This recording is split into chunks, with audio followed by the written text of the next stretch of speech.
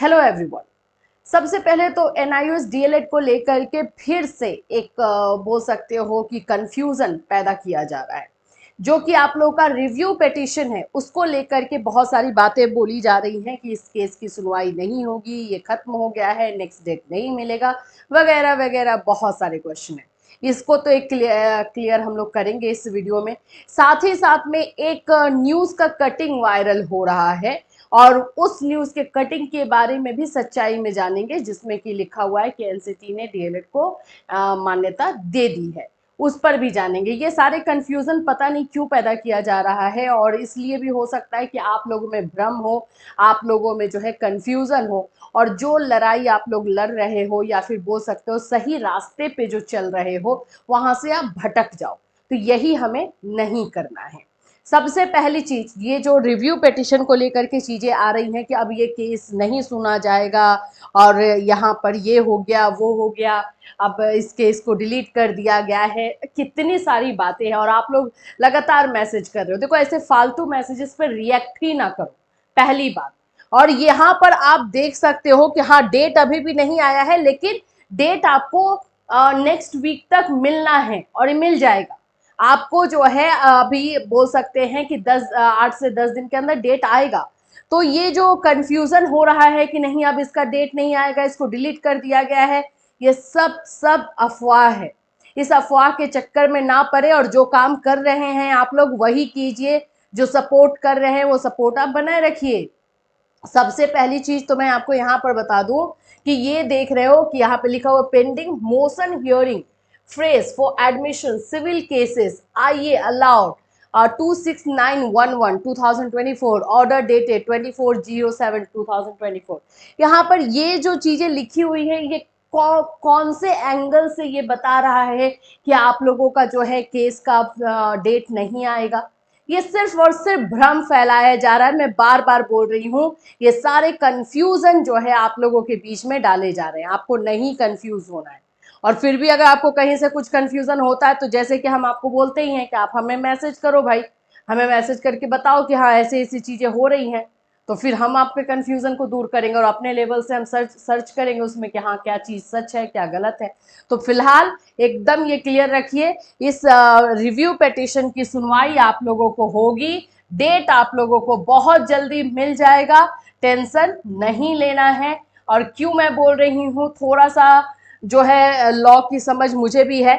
यहाँ पर आप देख सकते हो कि मोशन हियरिंग लिखा हुआ है और ये सारी चीजों का मतलब आप अगर जाके गूगल खुद ही करोगे तो आपको पता भी चल जाएगा।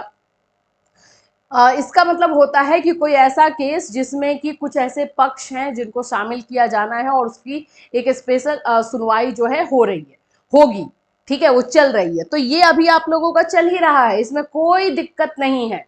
एकदम जो है ये दिमाग से क्लियर रहिए कि ये जो चीजें बताई जा रही हैं कि इसकी सुनवाई नहीं होगी, अपडेट नहीं आएगा, ये बिल्कुल गलत है, एकदम गलत है, ठीक है। इसकी सुनवाई आपको बहुत जल्द देखने को मिलेगी, बहुत जल्द डेट आएगा और जैसे ही डेट आएगा वैसे हम आपको इन्फॉर्म करेंगे। हम खुद डेली बेसिस पे कम से कम 2 से 3 बार जो है साइट चेक कर रहे हैं कि जैसे डेट आ जाए हम आपको इन्फॉर्म करें। मुझे पता है कि आप लोग परेशान हो रहे हो और इस तरह के र्यूमर्स, इस तरह के अफवाहों से और ज्यादा टेंशन में हो, लेकिन टेंशन नहीं लेना है, ठीक है।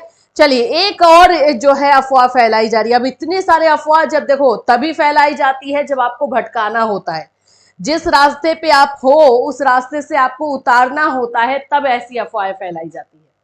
ये एक न्यूज है, न्यूज का कटिंग है। डीएलएड को एनसीटी ने फिर बताया मानने जगी आस। ये जो है अब मतलब कि कुछ लोग ऐसा बोल रहे हैं कि अभी एनसीटी का ऐसा है वैसा, कुछ नहीं है, ये ओल्ड है, ये पुराना न्यूज है, ओल्ड न्यूज जो है ये है और ये अभी का नहीं है। लेकिन बहुत जल्द आपको ये सारी चीजें देखने को मिलेगी, जो जो चीज किया जा रहा है नए डिलीट को लेकर के मिलेगी। ये उस टाइम की बात है जब जो पटना हाई कोर्ट में जब केस हुआ 2020-21 वाले मामले में, जिसमें ये जो है एनसीटी ने उस समय भी एनआईएस डीएलएड के साथ जो है बोला था कि ये एलिजिबल नहीं है और ये योग्य नहीं है। उस समय का ये मामला है, उस समय जो है एनसीटी ने इसको माना था पटना हाई कोर्ट के बाद। यहाँ पे लिखा हुआ भी है, मैं पूरा नहीं पढ़ूंगी, क्योंकि ये पुराना न्यूज़ है। एनआईओएस द्वारा यह कोर्स करवाया गया था इन शिक्षकों को। अगर बिहार सरकार नौकरी देती है तो एनसीटी को कोई आपत्ति नहीं होगी। प्रभु यादव, रेगुलेशन अथॉरिटी एनसीटी, उस समय जो है इन्होंने ये निकाला था। तो ये पूरी तरीके से ये ओल्ड इन्फॉर्मेशन है, इस इन्फॉर्मेशन पे नहीं जाना है। और ऐसी कुछ भी चीज़ें होंगी तो आपको पता है हम आपको बताने से चूकेंगे नहीं, बिल्कुल एंड बिल्कुल बताएंगे। तीसरा जो है जो पॉइंट है उस पर हम बात करना ही नहीं चाहते हैं। जिस पॉइंट पर है कि एनआईओएस डीएलएड में क्या फिर से जो है लीडर्स के बीच में वो लड़ाई और ये सारी चीज़ें चल रही है। देखो ये सारी चीज़ें पता नहीं क्या है, लेकिन हम सब का तो मकसद एक ही है कि एनआईओएस डीएलएड को जो है मान्यता मिलनी चाहिए। साथ में मिलकर के अगर हम लोग लड़ते हैं तो जल्दी मिल जाएगा, अलग अलग लड़ेंगे, अपना अलग अलग दिमाग लगाएंगे तो टाइम लगेगा, बस यही चीज़ है। अदरवाइज जो है इन सभी चीज़ों को जो है ज़्यादा फैलाना नहीं चाहिए।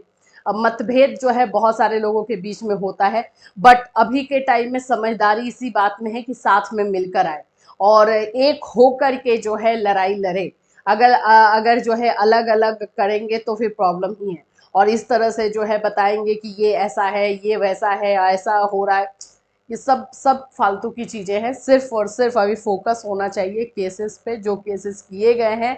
और एनआईओएस डीएलएड के पक्ष में अगर चीज़ें लाना है, कैसे लाना है, समझदारी के साथ, कौन कौन से पॉइंट्स पर ध्यान देना चाहिए, यही जरूरी है। तो फिलहाल एनआईओएस डीएलएड को लेकर के यही अपडेट है और घबराने की जरूरत नहीं है। जैसे ही डेट आएगा रिव्यू पिटिशन में, वैसे आपको इन्फॉर्म किया जाएगा इसी चैनल के माध्यम से। Till then take care everyone, अपना ख्याल रखिए।